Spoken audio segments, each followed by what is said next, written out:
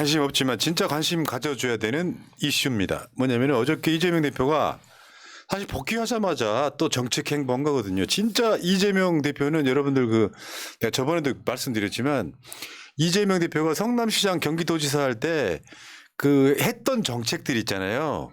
그게 대한민국으로 확대되는 날 대한민국을 살만한 나라다. 예. 물론 한겨레나 경향 같은 진보 언론도 그런 이야기를 하지 않아요. 우리 같은 방송만 할 수 있는 거야. 이재명은 행정천재라는 이야기 있었잖아요. 자, 저출생 대책 어제 발표를 했었는데 우리 뜯어보시자고 한번. 이게 중요해. 이런 거 알아야지 밖으로. 이재명 대표 관련해 갖고 윤석열 저쪽 하는 이슈 다 들어있어요 이 방송에. 다만 이거 중요하다는 말씀. 어제 발표했던 거 한번 보겠습니다. 주거. 저출생 대책으로 주거인데요. 이게 두 자녀를 출산하면 24평 분양 전환 공공임대. 세 자녀 출산하면 33평 분양 전환 공공임대. 근데 이게 그냥 저거 주겠다는 거냐 어쩌겠다는 거냐 이야기하고 있는데 실제로 이렇게 해야 되는 이유가 이따 뒤에 나오니까 설명드릴게요. 신혼부부 주거지원 대상을 현행 7년차까지 해서 10년차까지로 확대. 굉장히 정책이 디테일해요. 그다음에 저 정도면 이제 자녀가 많은 집이 부자다. 네. 이런 개념이 그렇죠. 생길 수도 있겠네요. 그다음에 이제 지금 높은 비용으로 결혼을 포기하는 청년층 지원을 위해서 결혼 출산 지원금을 도입합니다. 결혼 시 소득, 자산 등 무관하게 모든 신혼부부에게 가구당 10년 만기 1억 원을 대출해줘요. 일단 여기에 보면 첫 자녀 출생 시에 무이자로 전환되고요. 둘째를 출생하면 무이자 플러스 원금 50% 감면입니다. 세 번째 출생 시 무이자 플러스 원액 전액 감면이에요. 그러니까 세 명을 낳으면 아예 1억 원 안 갚아도 돼. 그러면 이제 이게 임신한 상태에서 결혼하는 커플들도 많잖아요. 그런 경우에는 바로 그냥 무이자로 무이자가 가는 되는 거네요. 1억 원 천천히 갚으세요. 그러다가 한 번 더 놔볼까 하면은 이제 이게 무이자 플러스 원금 50%가 5천만 원만 갚으면 돼. 근데 저 대출뿐만 아니라 추가 비용 지원도 있잖아요. 다음에 나오는. 다음에 예. 그 다음에 이걸로 끝나는 게 아니에요. 우리 아이 키움 카드라는 게 있어. 8살부터 17살까지 자녀 1인당 월 20만 원씩 아동수당 지급하겠다 이거예요. 그 다음에 우리 아이 자립펀드라는 게 있어. 이게 중요해. 이게 알고 보면 봐봐요. 출생 시부터 고교 졸업 시까지 매월 10만 원씩 정부가 펀드 계좌에 입금을 합니다. 동일 금액을 부모도 입금할 수 있어요. 그래서 이 아이가 성인이 됐을 때 자립 자금을 만들어 주는 거예요. 그다음에 그러니까 정부하고 부모가 같이 내면 월 20만 원씩 적립을 해요. 그러면 1년에 240만 원 맞죠? 그럼 20년 10년이면 2,400만 원, 우와. 20년이면 5천만 원 정도 됩니다. 그다음에 증여세 제외됩니다. 이거 부모가 계속 넣어도 증여세 제외. 비과세로 펀드. 왜 저 보수 인사들 무슨 장관 청문회 같은 거 보면 이런 짓 많이 하잖아요. 1억 원씩 주고 용돈이라고 주잖아요. 세금도 안 내고. 그다음에 세 번째 이제 아이 돌봄 서비스 지원 대폭 확대.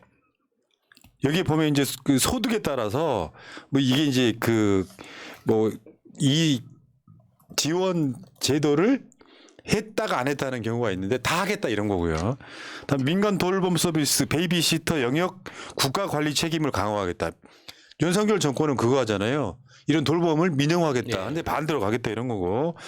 아이 돌봄이 돌봄 수당 확대, 미혼모 부 및 비혼 출산 가정 아이 돌봄 특별 무상 바우처 지원.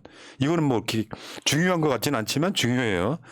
그 다음에 여성 경력 단절 방지 및 남성 육아 휴직 강화 이것도 그냥 넘어가겠습니다. 왜냐하면 이따가 한동훈 이야기할 때 다시 다뤄야 되니까.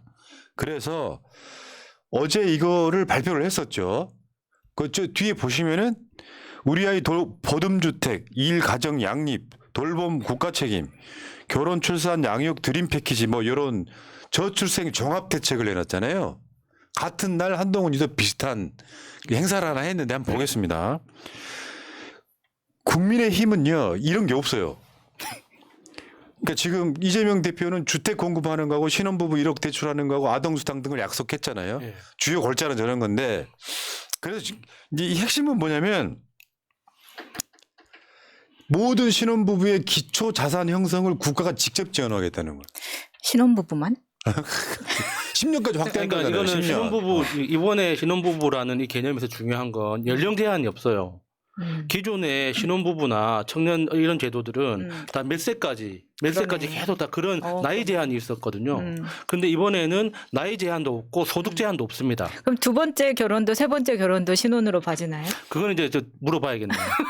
그러니까 저게 뭐냐면 이따가 다시 분석을 해드리겠습니다만 아이를 안 낳는 이유가 집이네 아이네 돈이 너무 많이 들어간다는 거예요. 네, 맞아요. 그거는 데이터로도 나와 있습니다. 그 국가가 직접 지원해주겠다 그런 거고요.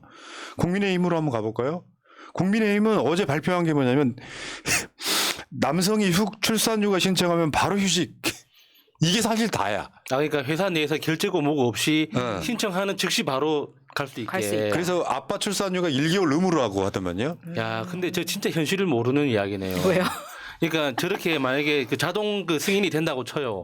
그러면 그 갔다 오면은 책상이 그 자리에 있다는 보장이 네. 있습니까? 지금 우리나라 회사 문화가 그렇게 안 돼 있는데. 지금 최근에 프랑스가 거기 인구 줄었는데요. 거기 출생률이 1.6 정도 됩니다. 예. 한국 0.7이잖아요. 1.6인데 인구가 주는 건 사실이잖아요. 그러니까 프랑스에서는 육아휴직을 6개월로 늘렸어요. 근데 저거 뭐야? 한동훈이 발표한 저출생 대책은 저게 다예요. 너 휴가가 아빠도 휴가 1개월 줄게 이거예요. 근데 이 한국 현실은 윤석열이가 주 120시간 이야기하는 나라 아니야. 말도 안 되는 거고요. 여기다 하나 더. 여가부 폐지 공약을 했었잖아요. 야, 이 중부처인데 폐지 공약을 했었잖아요. 그러니까 재밌더라고요. 그 인구부라는 그 부처를 새로 만들어 가지고 그 여성가족부의 기능을 그대로 흡수 통합을 하겠다. 그래서 이제 그 출생 문제에 대해서 대응을 하는 그 전담 부처를 새로 만들겠다 이렇게 이야기를 하더라고요. 근데 그게 지금까지 국민의힘이 어떤 좋은 정책을 발표하더라도 지킨 게 있어야죠. 그러니까 정책 자체의 내용도 중요하겠죠. 근데 지금까지 국민의힘이 선거 때 뭐 삐까번쩍한 정책 내놨다가 선거 끝나고 나면은 나 몰라라 했던 적이 한두 번입니까? 이게 여러 가지 문제가 있어요. 복합적인 건데 예를 들면 여성들의 경력 단절 문제도 있고 한동훈이가요 민주당 공약 보고 뭐라 그랬냐면 그러니까 민주당 공약이 한 30조 정도 들어간다고 발표가 됐는데 저거 다 국민 세금입니다 그러더라고. 그러니까 국민들한테 돌려주는 건데 그게 왜 문제가 그러니까. 이제 알았어? 그러니까 국민 세금 내면 니들이 그냥 특수활동비 같은 걸로 홀라당 쳐드시려고요. 원래 세금 걷어서 국민한테 돌려주려고 세금을 걷는 거 아니에요. 미친놈. 더군다나 얘네들이 일배 아닙니까 일배. 저 김은식인가 그랬던가 결혼과 출산의 주된 결정권자는 남자라고? 일배들이 비대 위에 올라가 있으니까 저런 개소리 하는 거예요. 저건 진짜 TK의 진짜 그 꼰대들도 할 수 없는 생각입니다. 진짜 내 와이프가 소중한 거지. 내 와이프가 야 내가 씨를 뿌릴 테니 너는 나라 결정하면 된다는 씨를 말이잖아요. 뿌릴 말이 됩니까 저게? 내 꼬맹이가 맨날 그런 얘기 하는데 아빠 씨앗은 지금도 있어요. 저 냉동실에 얼려놨지. 자, 근데 소중해서. 어제 민주당의 대책이 더 종합적이고 체계적이고 디테일하다는 건 이 그래프를 한번 봐봐요. 최근에 국토연구원이 낸 자료예요. 출산에 영향 미치는 요인 해서 주택 가격이 저렇게 비중을 많이 차지합니다. 예. 그러니까 저게 지금 첫째 아이 낳고 둘째 아이 낳고 셋째 아이 낳는데 출산에 영향을 미치는 요인 그래가지고 주택 가격 30.4, 28.7, 27.5 사교육비는 5.5, 9.1, 14.3입니다. 저번에 한국은행이 발표했던 것도 비슷한 맥락이에요. 네. 국토 균형 발전 안 돼서 그렇다. 무슨 말이냐.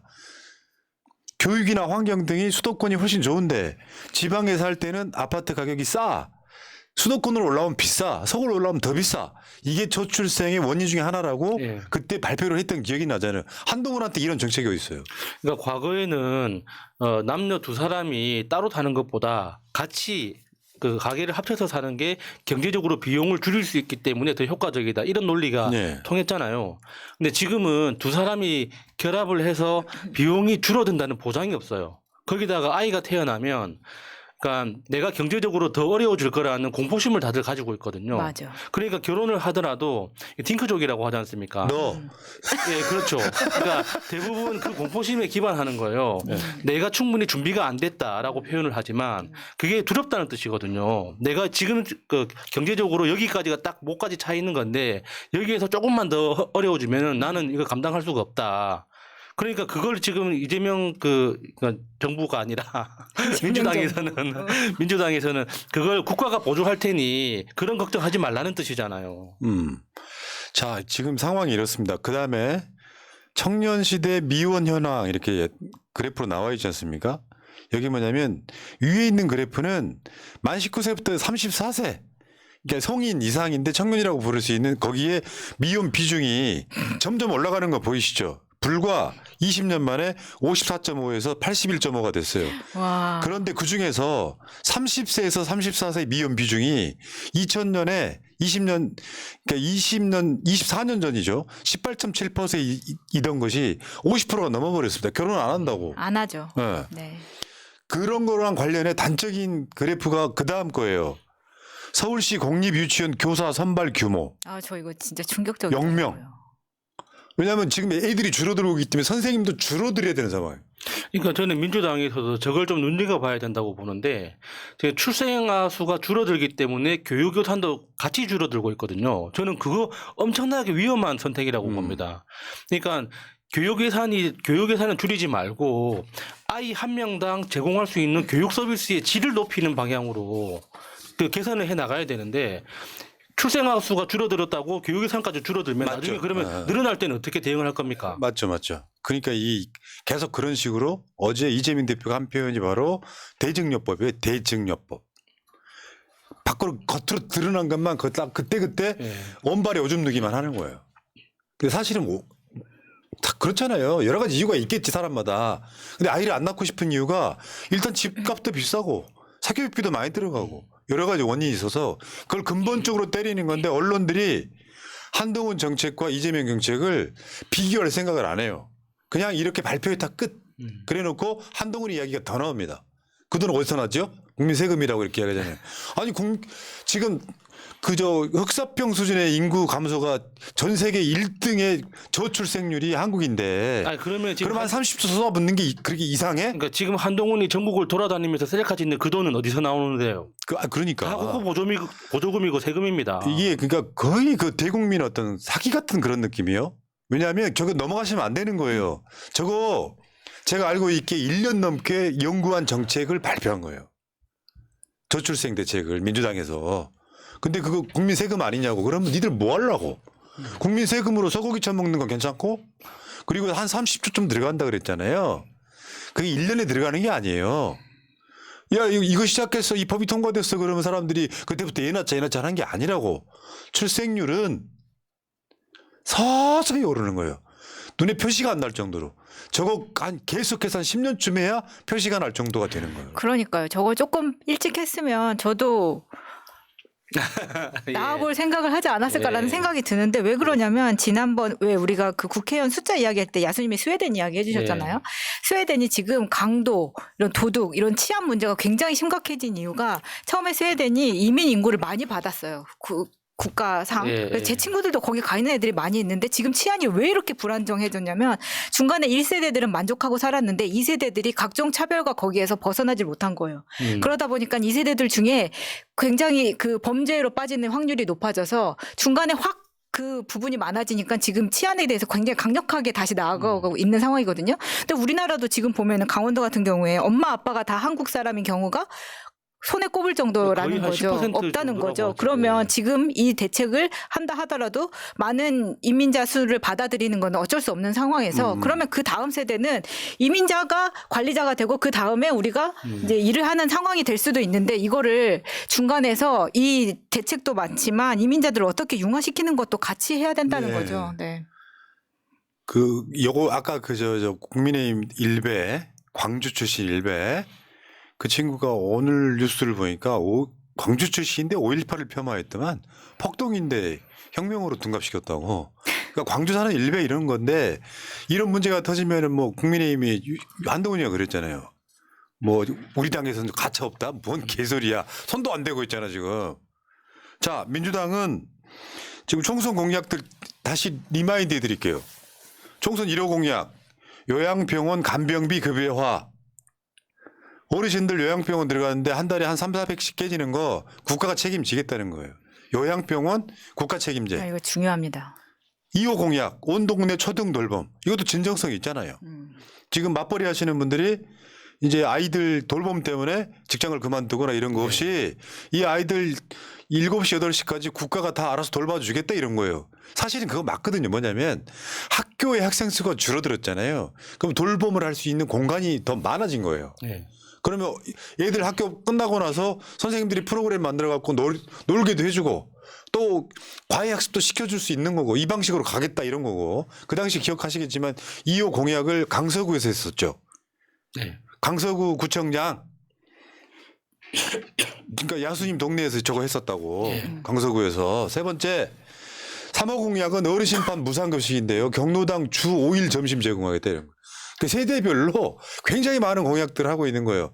저기 경로당에 가시면은 점심은 토요일 일요일 빼고는 다 우리가 책임질게요. 아, 저것도 그러면 나이 제한이 있는 거네요. 아쉽다. 네. 한 끼 얻어먹으러 갈 수 있는 거 아닙니까? 예, 심부름 좀 하고. 그 다음에 이제 당 차원 아니지만 청년 일요 공약 이거였어요. 월 20만 원대 기숙사 5만 원 공급하겠다. 기숙사 비용으로 보통 4~50만 원 기본으로 들어가는데 원룸 가면 60만 원, 80만 원 그냥 가죠. 여기 그거 4호 공약이 지금 어제 발표한 저출생 종합대책입니다. 계속 앞으로 나올 예정이에요. 그게 한동훈이 네 마누라 임신하면은 출산휴가 한 달 무조건 쓰게 해줄게. 님이 그거 포함돼 있어요. 민주당 공약에 포함돼 있다고. 여기까지 하겠습니다. 할 말이 들을 게 많아서 여기까지 하겠습니다. 자, 이회영님, 블랙님, 해보다님, 김원태님, 윤 대통령 여가부 폐지시켜라. 가난하고 불쌍한 여자들을 도와 정치적 패미들 이용하지 말고. 알겠습니다. 자, 성민님 감사합니다.